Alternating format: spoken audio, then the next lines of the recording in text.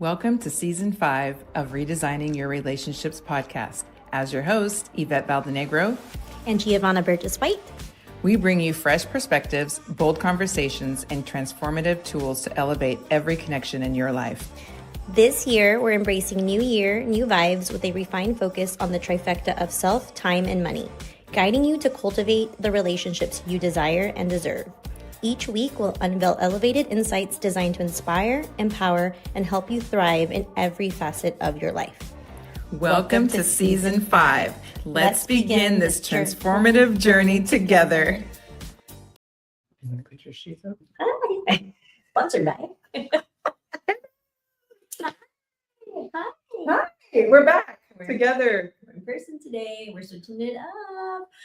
Welcome to another episode of Redesigning Your Relationships podcast. I'm one of your hosts, Giovanna, my co-host. And I'm Yvette. We're not going to do the intro all over. No, we're not doing that all over again. If you're watching us for the first time, welcome. If you're watching us because you just love us and you're here every week, thank you. Yes, we're doing part 2 of Your Future Self is Begging You to Listen. If you didn't watch part 1 and go back afterwards because it's really good. There are many episodes. And last week we had tech issues. This week we do not have tech issues. So we'll have some beautiful slides. But before we go into that, a couple of things. We don't know who we are. We are the co-founders of YG Collaborations. It's a relationship coaching for women, and we come on every week. We've been doing this for 5 years now, and just give you some great insights on all relationships in your life. But we do like to focus on the trifecta, which is relationship with self, relationship with time, relationship with money, because how many times do you hear women complain about, I don't have enough time, I don't have enough money, and I don't have time for myself or money for myself. So this is what we do. Yes. Whew. All right. I'm actually just going to say what's going on in my brain. I'm like, my brain is scattered because, guys, I'm super excited, but at any moment now, I can become a grandma. And so my brain is all over the place. And there's, again, I cannot stress to everybody, so much happens in our lives that is parallel to what we teach or parallel to like what we're learning. It's like we coach ourselves. That life just happens. Life is lifing. You can't get around it. But I just feel like whatever is going on in the universe right now, this applies to all of us, not just women, but men as well. And even though we're gearing it towards women, but what we're about to share, what we shared in part 1, you, the internal you, the voice that we so often ignore, the voice that we don't pay attention to, the voice that we can't stand, that chit chatter, the noisy roommate, the whatever you want to call it, she is speaking all the time. But what we're sharing, she needs to listen to. And so to the best of your ability, tell her to be quiet so that the real you can come forward and listen to what we have to say in part 2 about loving yourself now, like what we as women now are needing. I love that. So we normally do a recap, but for the sake of time, we're not, and we're going to have you go back and watch part 1 from last week. I think it's like 17 minutes. So go back. You can skip our intro in the front if you need to. All right. So part 2, we are going to talk about practicing self-respect by identifying and standing up for one's needs. This could be its own podcast. And I'm just going to go for the gusto because I'm feeling really feisty today. I feel like in all the years that I've been on this planet, one of the things that I hear all the time, and we hear all the time, coaching, not coaching, talking to people, relationships, women back and forth, we are not standing up for our needs. And ironically, because we don't know what they are, we don't even know how to stand up for our needs. And most of the time when we do come to that realization, it's because we've gone through something horrific. Mm-hmm.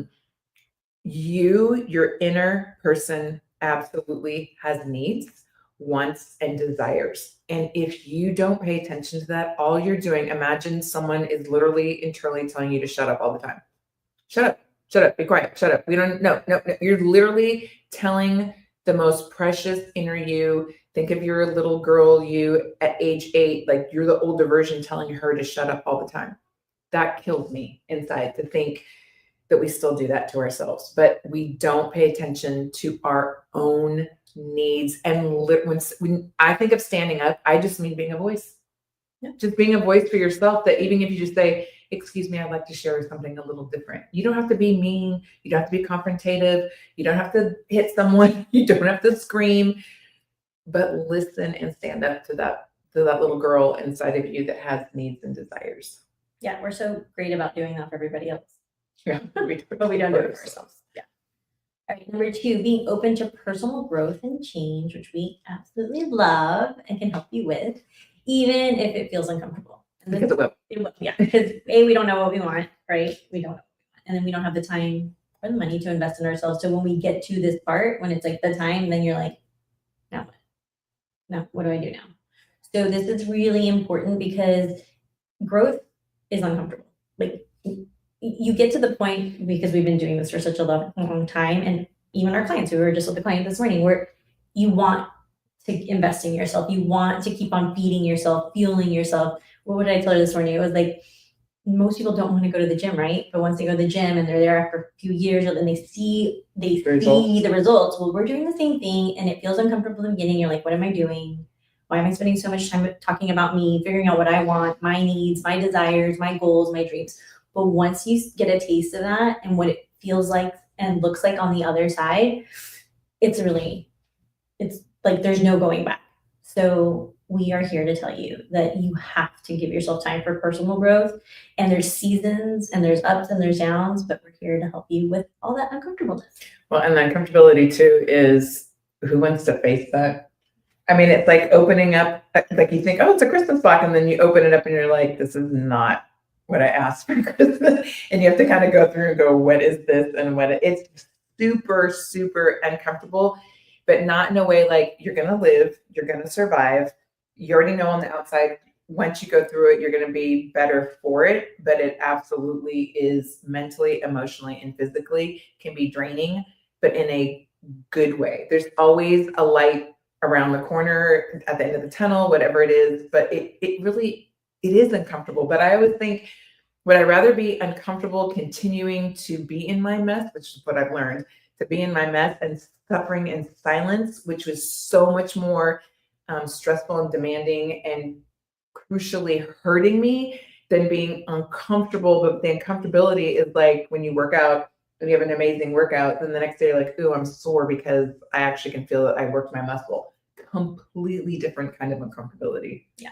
Well, and then again, who wants to be in the same place over and over and over? It's like, when's it enough? Like, you have to just like literally one day just like, enough is enough. And that is for your mental state, your emotional state. This is for your inner being. And because we don't see that and we're not expressing that, and people are like, how are your insides today? How are you doing inside? How's your brain? No one's saying that, right? Because again, like, if you can't see it, are you really going to believe it? But then it's the feeling and you co-creating a life that you're supposed to have. So we're here to champion that. The third one.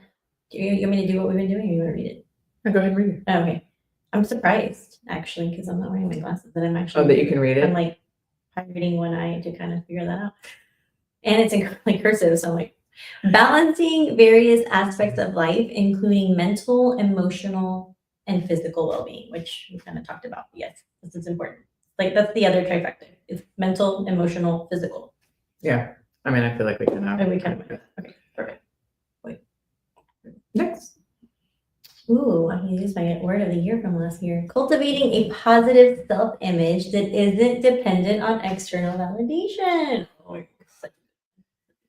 Such a good one. And I am also learning, I'm often around people that are under the 30 and under. Mm-hmm. And everything that we teach our clients, everything we've taught ourselves, so applies to every age group, every man or woman, it doesn't matter, in every phase of life. That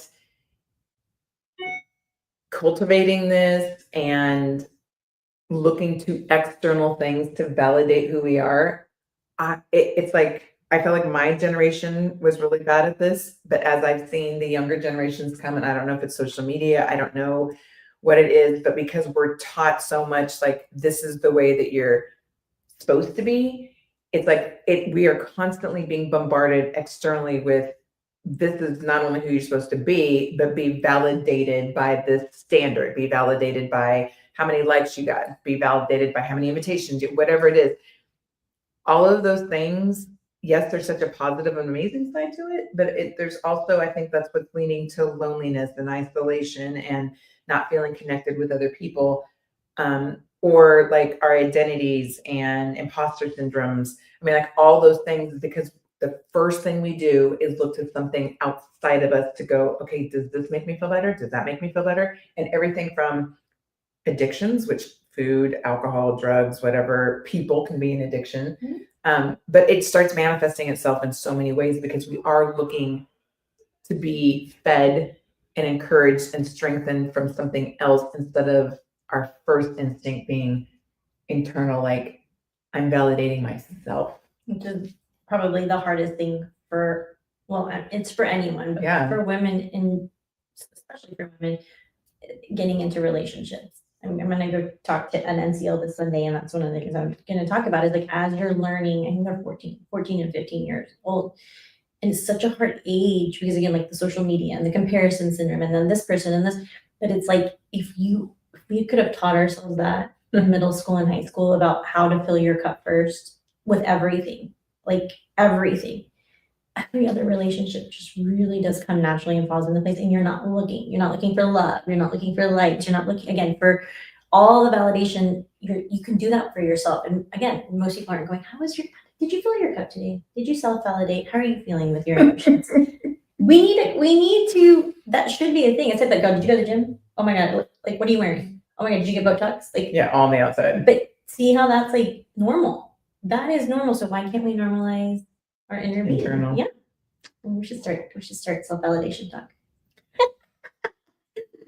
Recognizing that self-love is an ongoing journey rather than a destination. Totally. Oh my God. And it never ends. No, it's a life work. It's actually the day you're born should be loving yourself, and we, again, teaching how to love yourself all the way to your last breath. You are so not consumed in a selfish way, but like consumed with, this is my journey, and whether you think you complete it or don't complete it or whatever happens to you after death, it doesn't matter. It's more while you're on a journey, and it's a process, and it's forever, and you either embrace it, or I'm just going to speak for myself, or you're struggling. Mm-hmm. You're really like, I'll say for myself, you think you're okay, but you're really not okay. Yeah. And again, this is back to what we were taught and our beliefs and our upbringing. And we give so much to everybody else that we don't even think about how much time, again, going back to math, like, are you really spending on yourself a day? And we've talked about that, like less than 1% a day is the time that women are giving to themselves. And that just blows my mind that the 99%, sleeping is in there, but let's just say 80% is time, effort, energy, love to everything else in your life. Yeah. I literally just had this vision of like a cartoon where it's like you open the door to open the door to open the door, and everything's black.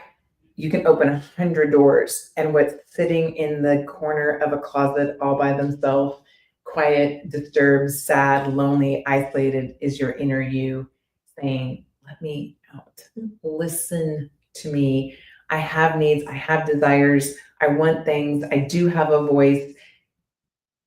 Don't allow excuses, circumstances, lies, the voices in our head, time, money, relationships, fear, to come in and take away a precious moment of who you really are on the inside, is wanting to shine and come out.